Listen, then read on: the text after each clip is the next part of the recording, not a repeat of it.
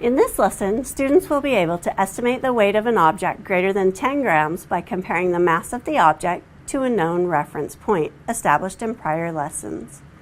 Students have already established reference weights of 1 gram, like a large paper clip, and 10 grams, a chapstick. They estimated, then used a balance scale to confirm their estimates. Next, they estimated the mass of a number of objects and placed them in order of mass, from lighter to heavier, on a number line, showing between 1 and 10 grams. Lastly, they verified this information using a balance scale. Students will be given the chance to mentally redefine or review the reference points of 1 gram and 10 grams by holding and comparing the weight of these objects to the 100-gram object, this deck of cards. As students perform the human balance scale, they will seesaw their hands with the heavier object dropping the hand lower and the lighter object allowing their hand to rise as they measure the objects by comparison. Next, the students will then use an actual balance scale to check the comparison of these weights. They will reference the deck of cards as to 100 grams. We found and had the students handle several other 100-gram items. This allowed the students to get a better fix on what 100 grams feels like.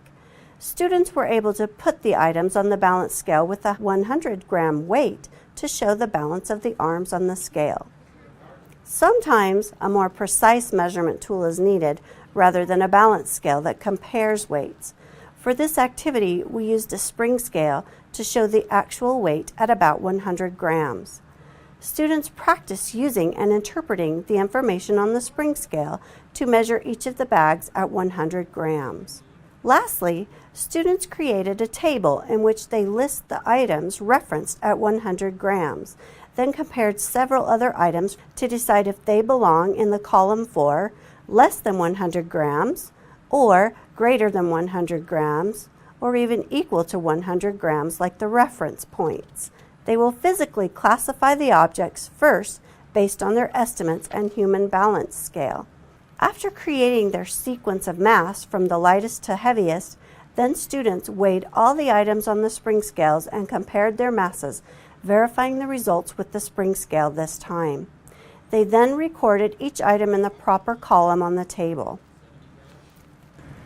In this lesson, students extended their understanding of the metric weight or mass measurement by using known benchmarks of 1 gram, 10 grams, and 100 grams to estimate the mass of various objects in comparison to these benchmarks.